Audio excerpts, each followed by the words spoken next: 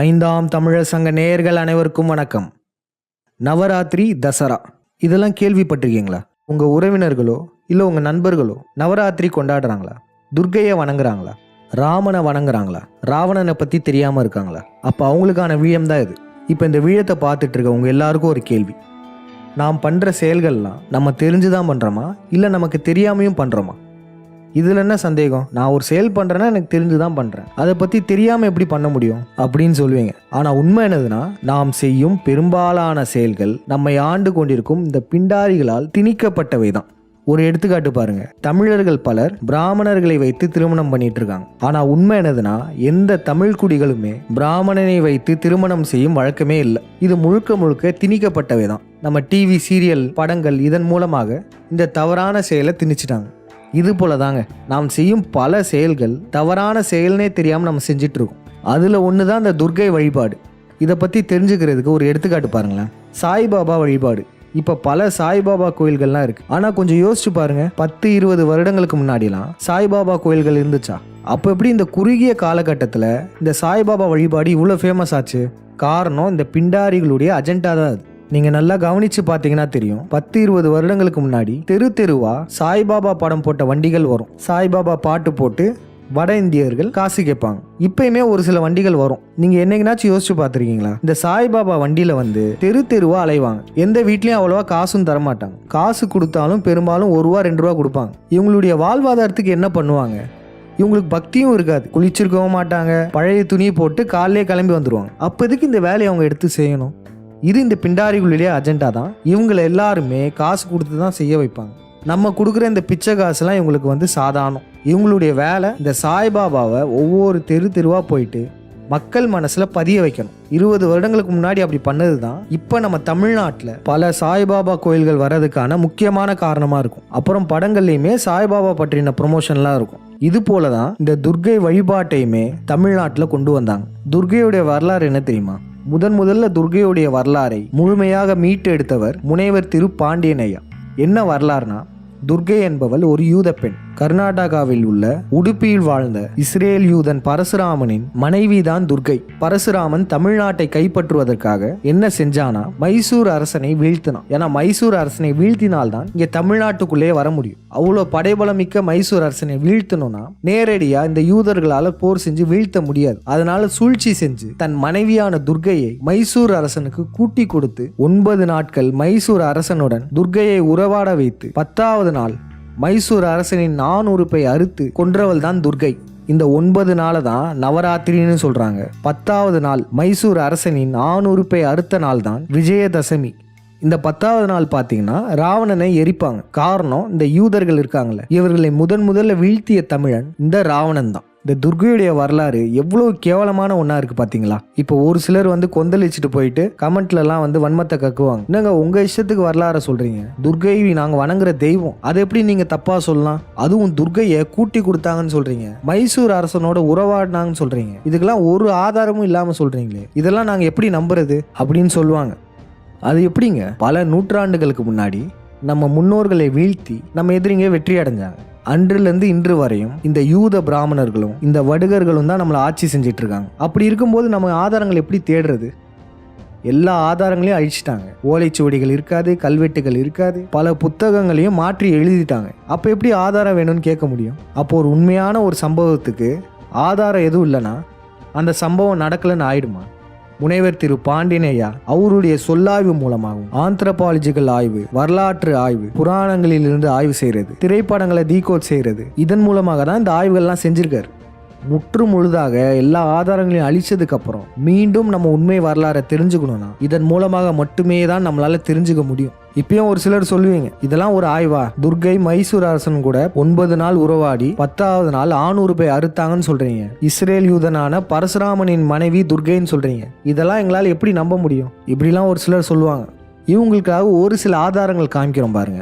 2016 கல்கட்டாவில் இருக்கிற ஜவஹர்லால் யூனிவர்சிட்டி அங்குள்ள மாணவர்கள் துர்க்கையை பற்றின உண்மையை பேசி பெரிய சர்ச்சையே ஆச்சு. இந்த துர்க்கையை பற்றின பிரச்சனையை ஸ்மிருதி இரானி அவர்களே பார்லிமெண்ட்ல பேசியிருக்காங்க. அந்த யூனிவர்சிட்டி மாணவர்கள் என்ன சொல்லியிருக்கான்னு பாருங்க. நம்ம சொன்ன அதே கருத்து, மைஷாசுரன் ஒரு அரசன்றதையும் துர்க்கையால் கொல்லப்பட்டதையும் சொல்லியிருக்காங்க பாருங்க. மைஷாசுரன்னா வேற யாரும் இல்லை, மைசூர் அரசன் தான். இதெல்லாம் இந்த கல்கட்டாவில் இருக்க மாணவர்களுக்கு எப்படி தெரிஞ்சது அப்படின்னு நீங்கள் நினைக்கலாம். இந்த பரசுராமன் காலகட்டத்தில் அவனுக்கு பயந்து இந்த மைசூர்லேருந்து சென்ற மக்கள் தான் கல்கட்டாவில் போய் செட்டில் ஆயிருந்தாங்க. இங்கே நம்மளுடைய வரலாறை மொத்தமாக அழிச்சாலும் கூட கல்கட்டாவில் ஒரு சில மக்களுக்கு இந்த உண்மைகள் தெரிஞ்சிருக்கு. அந்த மக்கள் மூலமாக இந்த மாணவர்களுக்கெல்லாம் தெரிஞ்சிருக்கு. இன்னொரு ஆதாரம் பாருங்க, 2010-11 அதே ஜவஹர்லால் யூனிவர்சிட்டியில் இந்த உண்மையை பேசியிருக்காங்க. அடுத்த ஆதாரம் என்ன தெரியுமா? இன்றளவும் கல்கட்டால தான் அதிகமாக விபச்சாரம் நடந்துட்டு இருக்கு. துர்கையை குறித்து தான் திட்டமிட்டு அங்கே வச்சிருக்காங்க. அது மட்டும் இல்லை, இன்றளவும் துர்கை சிலை செய்வதற்கு விபச்சாரி வீட்டு வாசல்ல இருந்து தான் மண் எடுத்து செய்வாங்க. இப்போ சொல்லுங்க, விபச்சாரிகள் வீட்டு மண் எடுத்து செய்யப்பட்ட துர்கையின் சிலையை தான் நீங்கள் வணங்கணுமா? மேலும் பல துர்கை சிலைகளில் கையில் ஆணுறுப்பை வைத்திருக்கும் சிலைகளே இருக்கு. இதுவுமே மைசூர் அரசனின் ஆணுறுப்பை தான் குறிக்கும். இன்னொரு ஆதாரம் என்ன தெரியுமா? துர்கையுடைய மற்றொரு பெயர் குஞ்சரு அம்மாள். இந்த இஸ்ரேல் யூத பிராமணன் பரசுராமன் சொன்னோம்ல, அவனின் ஊரான உடுப்பியில குஞ்சருகிரின்ற ஒரு ஊரே இருக்கு. அப்புறம் முக்கியமான ஒன்று, இந்த நவராத்திரியில ஆயுத பூஜை இருக்கே, அது 9வது நாள் வரும். 10வது நாள் விஜயதசமி வரும். அதாவது என்னதுன்னா, 9வது நாள் ஆயுதத்தை தீட்டி 10வது நாள் ஆணுறுப்பை வெட்டி மைசூர் அரசனை வீழ்த்தியது தான் விஜயதசமி. விஜயம்ன்ற வெற்றி கொள்றது. இதை நிறுவும் விதமா மைசூர் அரண்மனையில் இன்றளவும் ஆயுத பூஜை கொண்டாடுறாங்க. அரண்மனையில் எதுக்குங்க ஆயுத பூஜை? அதுவும் பாருங்க, மைசூர் அரசன் வாழ்ந்த அரண்மனை தான், வேற அரண்மனையிலலாம் இந்த பூஜை கிடையாது. இப்போ இவ்வளோ ஆதாரங்கள் மூலமாக நமக்கு என்ன தெரிய வருது? நமக்கே தெரியாமல் பல செயல்களை இந்த பிண்டாரிகள் நம்ம கிட்ட திணிச்சிருக்காங்க. இந்த வீடியோத்தை பார்த்துட்டு இருக்கவங்களாம் மற்றவங்க கிட்ட கேள்விகள் கேளுங்க. ஆயுத பூஜைன்னு பேர் இருக்கு. ஆயுத பூஜை அன்னைக்கு அவங்க தொழிலெல்லாம் பூஜை போடுறாங்க. அதுக்கு எதுக்கு ஆயுத பூஜைன்னு பேர் வச்சாங்க? எல்லா தொழிலையுமே ஆயுதம் மட்டும்தான் இருக்கா என்ன? அது ஏன் ஆயுத பூஜைன்னு வச்சாங்க? இது துர்கையுடைய ஆயுதம் தான். இன்னும் தெளிவாக சொல்லணும்னா, இந்த நவராத்திரி தசரா இருக்குல்ல, இந்த காலகட்டத்தில் தமிழர்களின் ஆசீவக திருவிழா நடந்துட்டு இருந்தது. 10 நாட்களுக்கான திருவிழா. அந்த வரலாற்றை மடைமாற்றி தான் இந்த 10 நாள் திருவிழாவான நவராத்திரி தசராவை கொண்டு வந்து வச்சிருக்காங்க. அந்த ஆசீவக திருவிழாவை பற்றி நீங்கள் தெரிஞ்சுக்கணும்னா நம்ம 5ஆம் தமிழர் சங்க வீடியோங்கள்லாம் பாருங்க. அதனுடைய லிங்க்ஸ் எல்லாம் கமெண்ட் செக்ஷனில் தரோம். இப்போ இதுவரையும் சொன்ன ஆதாரங்கள்லாம் போதும்ல, இன்னும் மேலும் பல ஆதாரங்களும் இணையத்தில் நிறைய கிடைக்கும். நம்ம தேட தேட நிறைய கிடைக்கும். இப்போ எடுத்துக்காட்டுக்கு கல்கட்டாவில் மாணவர்கள் எதிர்த்தாங்கன்னு சொல்கிறோம்ல, ஏன்னா இங்கே மைசூர்ல இருந்து மக்கள் அங்கே போய் வாழ்ந்துருக்காங்க. அங்கே உள்ள மக்களால் அந்த வரலாறு தெரிஞ்சிருக்கு. இந்த துர்கையுடைய வரலாறு கொஞ்சம் கொஞ்சம் மக்களுக்கு தெரிஞ்சிருக்கு. இப்போ வரையுமே மைஷாசுரனை வணங்குறாங்க. மைஷாசுரன்னா வேற யாரும் இல்லை, மைசூர் அரசன். எப்படி கல்கட்டா மக்கள் சொன்னாங்களோ அதே போல் இங்கே மைசூர் மக்களுமே அதே சொல்லியிருக்காங்க பாருங்க. இப்போ இந்த வீடியோத்தை பார்த்துட்டு இருக்க எல்லாருக்குமே துர்கையின் வரலாறு தெரிஞ்சிருக்கும். இனிமே தமிழர்கள் யாரும் துர்கையை வணங்க வேண்டாம். என்னப்பா இப்படி சொல்ற? நான் வாரம் போய் துர்கைக்கு விளக்கு போட்டிருக்கேன், நான் நினைச்சதும் நடந்திருக்கே அப்படின்லாம் சொல்லுவீங்க. நீங்க அங்க விளக்கு போடலனாலும் நடக்க தான் செய்யும். இது போன்ற தவறான தெய்வங்களை வணங்குறதுனால நம்மளுடைய உண்மையான கடவுளர்கள் நம்மை விட்டு விலகி செல்வார்கள். நீங்களே கொஞ்சம் யோசிச்சு பாருங்க. நம்மளுடைய முன்னோர்களை நம்ம எதிரிகள் கொண்டுட்டாங்க. அப்படிப்பட்ட எதிரிகளுடைய போட்டோவை வச்சிருப்பீங்களா? இல்ல அவங்கள கையெடுத்து கும்பிடுவீங்களா? கண்டிப்பா இதை வரலாறு தெரிஞ்ச ஒவ்வொரு தமிழனும் இந்த தவறை செய்ய மாட்டான். அதையும் மீறி செய்தால் உண்மையான தமிழ் கடவுளர்களின் அருள் அவங்களுக்கு கிடைக்காது. இன்னொரு முக்கியமான விடயம் என்னதுன்னா, நம்மளுடைய குலதெய்வ கோயில்களையுமே இந்த துர்கை, அப்புறம் காந்தாரியான காமாட்சி, பரசுராமன், சகுனி, ராமன், இது போன்ற நம்ம எதிரிகளையுமே திணிச்சிருக்காங்க. பல காளி கோயில்களை துர்கை கோயில்களாகவும் காமாட்சி கோயிலாகவும் மாற்றி அமைச்சிருக்காங்க. அந்த காலத்தில் காளி கோயில்கள் தான் இருந்துச்சு. ஆனால் இப்போ தான் அதை மாற்றி துர்கையாகவும் காமாட்சியாகவும் மாற்றிருக்காங்க. நம் குலதெய்வங்கள்லையும் இந்த குளறுபடிகள் வச்சுருக்காங்க. அதனால் இதெல்லாம் கலைச்சிட்டு உண்மையான நம் தெய்வங்களை வணங்குமாறு கேட்டுக்கொள்கிறோம். நம்ம தமிழ் கடவுளர்கள்லாம் யார் யாருன்னு நீங்கள் தெரிஞ்சுக்கணும்னா சுலபமாக ஒரு யோசனை சொல்கிறோம் பாருங்க. இந்த ஹிந்து மதம்னு சொல்கிறாங்களே, இந்த யூத பிராமணர்களால் உருவாக்கப்பட்ட மதம் ஹிந்து மதம். அதில் பார்த்தீங்கன்னா எந்தெந்த கடவுள்களுக்கெல்லாம் கொச்சையான கீழ்த்தனமான பொய் கதைகள் எழுதி வச்சிருக்காங்களோ அவங்கெல்லாம் நம்ம தமிழ் கடவுளர்கள். நம்ம சிவன், முருகன், கருத்தினன் ஆகிய கிருஷ்ணன், வீட்டினன் ஆகிய விஷ்ணு, அப்புறம் நம்ம ராவணன், இந்திரன், இவங்கெல்லாம் வேற யாரும் இல்லை, தமிழர்களை ஆண்ட ஆசீவக சித்தர்கள், அரசர்கள்.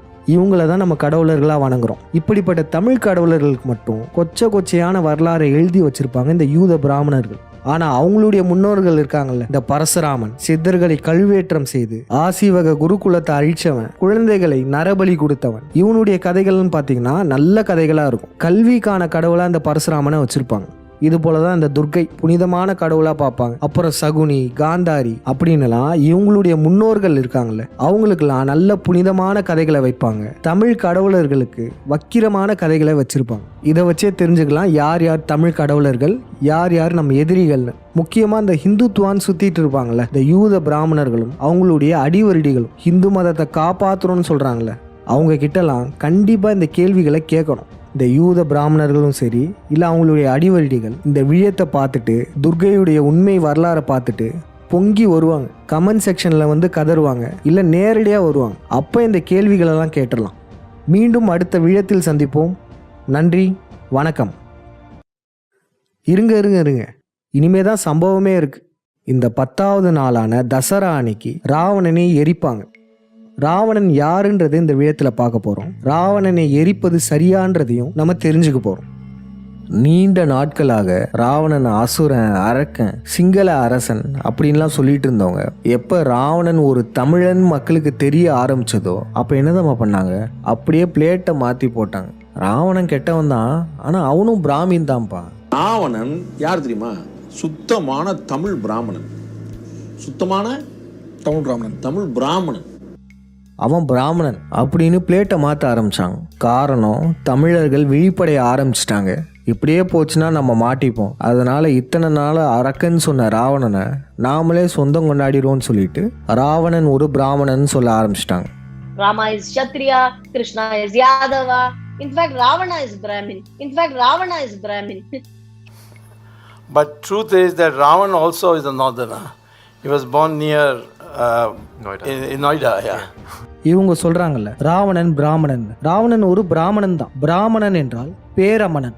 சமண சித்தர்களையே உயர்ந்த நிலையில இருப்பவங்க தான் பேரமணர்கள் என்னும் பிராமணர்கள். நம்மளுடைய பேரமணன்ற அந்த பட்டத்தை திருடி இவங்க இவங்களுடைய சாதிக்கு போட்டு அதுக்கப்புறம் ராவணனும் பிராமணன் தான் சொல்லுவாங்க. இப்படிதாங்க இந்த யூத பிராமணர்களுக்கு ஒரு பிரச்சனை வந்துச்சுன்னா அப்படியே மாற்றி பேசிடுவாங்க. ஆரியமும் சரி திராவிடமும் சரி இக்கட்டான சூழ்நிலையில் அப்படியே அவங்க கருத்தை மாற்றிப்பாங்க. தமிழ் மன்னன் ராவணனுடைய வரலாறை இப்போ பார்க்க போகிறோம். இந்த வரலாறை பற்றி முழுமையாக தெரிஞ்சுக்கணும்னா தமிழ் சிந்தனையாளர் பேரவை சேனலில் இருக்கிற ராவணியம் பிளேலிஸ்ட்டை பாருங்கள். அந்த பிளேலிஸ்ட் லிங்கை கூட கமெண்ட் செக்ஷனில் தரோம். இப்போ நம்ம இந்த வரலாறை சுருக்கமாக பார்த்துடலாம். ராவணன் விண்ணியல் ஆய்விற்காக இரவில் வானத்தை பார்ப்பவன். ராவணனுக்கு 10 தலைகள்னு சொல்லப்படுறது 10 கலைகள். 10 கலைகளில் சிறந்தவன் தான் ராவணன். ராவணன் சீதையெல்லாம் தூக்கிடலாம் போல. சீதைன்றது செழிப்பான நிலப்பரப்பான நம்ம தமிழ் மன்னர்கள் ஆண்ட பகுதிகள் தான். இந்த யூத வந்தேரிகளுக்கு இந்த நிலம் சொர்க்க பூமியா இருந்துச்சு. சீதைன்றது தமிழ் மன்னர்கள் ஆண்ட பகுதிகளில் மிக முக்கியமாக பார்த்தோன்னா ஊட்டி மலைப்பகுதிகளை குறிக்கும். அப்படிப்பட்ட இந்த செழிப்பான பகுதி தான் இந்த ராமாயணத்தில் கூறப்படுற சீதை. யூத ராமன், கசாரிய யூத ராமன் வந்து இந்த சீதையை அடையணும்னு விரும்பினான். அதாவது இந்த தமிழர்களின் நிலப்பரப்பை யூதர்கள் அடைய விரும்பினாங்க. ராமனுக்கு உதவியா இருந்தது மாருதின்ற ஹனுமன்னு சொல்லுவாங்க, வானர சேனைன்னுலாம் சொல்லுவாங்க. அது குரங்கு மனிதர்களும் கிடையாது, குரங்குகளும் கிடையாது. அது எதை குறிக்குதுன்னா மலை மக்களை குறிக்கும். இந்த ராவணிய போர்ல ராமனுக்கு உதவியா ஒரு சில மலை மக்கள் இருந்திருக்காங்க. இந்த போரில் வெற்றி அடைஞ்சவர்னு பார்த்தீங்கன்னா ராவணன். ராவணனின் தலைமையில் இருக்க தமிழர்களின் படை தான் வெற்றி பெற்றது. சேது சமுத்திர கடலில் ராமன் வீழ்த்தப்பட்டான். ராவணனின் மகனான இந்திரன் தான் ராமனை குண்டடிப்பட செய்து வீழ்த்தினான். இதை இன்று வரையும் இந்த யூத பிண்டாரிகள் சடங்கா பண்ணிட்டு இருக்காங்க. எம்ஜிஆர்ன்ற இந்த எம்ஜி ராமச்சந்திரனையும் ராமனை தான் பார்த்துருக்காங்க. ராமன் கழுத்துல குண்டடிப்பட்ட சடங்காகவே இந்த எம்ஜிஆருக்குமே குண்டடிப்பட வச்சாங்க. அதுக்கப்புறம் இந்த சுவாதி ராம்குமார், இந்த சம்பவத்திலையுமே இந்த ராம்குமாரை சடங்கிற்காகவே ராமனாக பாவித்து கழுத்தை அறுத்தார்கள் இந்த ஆளும் வர்க்கம். பல படங்கள்லையுமே ராமன் கழுத்தை தாக்குவது போலவே பல காட்சிகள் இருக்கும். அது நேரடியா நீங்க பார்க்கணும்னா இந்த 10 தலைன்ற படத்துல பாருங்க. இது ராவணனை குறித்த படம். இதுல பாத்தீங்கன்னா கழுத்தறுத்து கொல்லப்படுற மாதிரி காட்டுவாங்க. இப்படி ராமன் வீழ்த்தப்பட்டதுக்கு அப்புறம் ராமனுக்கு உதவியா இருந்த இந்த மலை மக்கள் இருக்காங்களே, அனுமரின் தலைமையிலான இந்த மலை மக்கள், இவங்க போரில் தோற்றதால் தமிழ்நாட்டை விட்டு பாலைவனத்துக்கு போயிடுறாங்க. சஹாரா பாலைவனம். இன்றளவும் இந்த மாருதி ஹனுமனை குறித்து இந்த ஆப்பிரிக்கால மாருத்தானியான்ற ஊரே இருக்கும். ஆப்பிரிக்கால ஹனுமனுக்கு சிலைகள்லாம் வச்சிருப்பாங்க. இங்கே அனுமன் கோயில்கள்லையுமே ஒட்டக சிலையெல்லாம் நீங்கள் பார்த்துருப்பீங்க. அனுமனுக்கும் ஒட்டகத்துக்கும் உள்ள தொடர்பு இதுதான். போரில் தோத்து பாலைவனத்துக்கு போயிட்டான். அதை குறிச்சது தான் இந்த அனுமர் பக்கத்தில் இருக்க ஒட்டகமே. அனுமருக்கு செந்தூரம் வைப்பாங்க, பார்த்துருக்கீங்களா? செந்தூரம் என்பது அடிமைகளின் நிறம். இந்த போரில் தோத்து அடிமைகளாக போனாங்களே இந்த ஆப்பிரிக்காவில், இந்த பாலைவனத்தை குறிக்கிறது தான் இந்த செந்தூர நிறம். இந்த காவி நிறம் அடிமைகளுக்கான நிறம்ன்றதுக்காகவே கைதிகளுக்கெல்லாம் இந்த கலரை போட சொல்லியிருப்பாங்க. காவி நிறம் அடிமைகளுக்கான நிறம். நம்ம ஊரில் அதை சாமியார்களை போட வச்சிருப்பாங்க.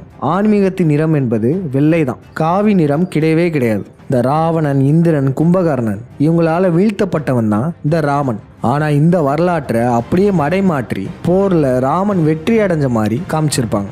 அது மட்டும் இல்லாம தமிழ் மன்னனான ராவணனுக்கு 10 தலைகளை வச்சு ஒரு அரக்கனா கெட்டவனா காமிச்சிருப்பாங்க. ஆனா உண்மையில் ராவணன் என்ற தமிழ் மன்னன் ஒரு ஆசிவக சித்தன். தமிழர்களுக்காக பல விஞ்ஞான கண்டுபிடிப்புகளை ராவணன் கண்டுபிடிச்சிருக்காரு. அது என்னென்னன்றதுலாம் தமிழ் சிந்தனையாளர் பேரவை சேனலில் பார்த்தீங்கனாலே உங்களுக்கு தெரிய வந்துடும். அப்பேற்பட்ட ஒரு சயின்டிஸ்டான ராவணன், தமிழ் ஆசிவக சித்தனான ராவணனை, தமிழ் மன்னனான ராவணனை, யூதர்களை முதல்ல வென்ற ராவணனை இந்த பிண்டாரிகள் என்ன பண்ணிட்டு இருக்காங்க தெரியுமா?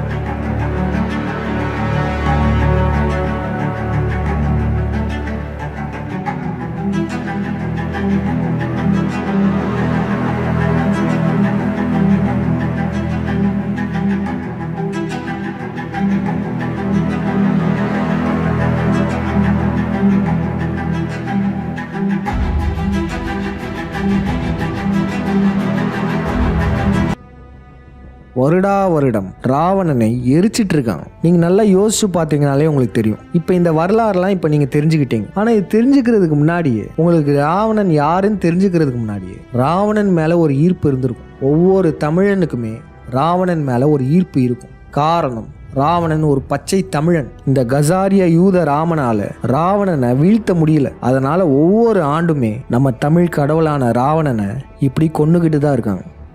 இதுல என்ன ஒரு ஆச்சரியம்னா, இத்தனை நூற்றாண்டுகளாக தமிழர்களை நம்ப வச்சு, ராவணன் கெட்டவன்னு நம்ப வச்சு, படங்கள்ல மீண்டும் மீண்டும் காமிச்சு மக்கள் மனதுல பதிய வைக்க முற்பட்டிருக்காங்க. ஒவ்வொரு ஆண்டுமே இந்த பிண்டாரிகள் இந்த ராவணனை எரிக்கிறாங்கன்னா அப்போ உண்மையிலேயே அவங்க எவ்வளவு அடி வாங்கியிருப்பாங்க.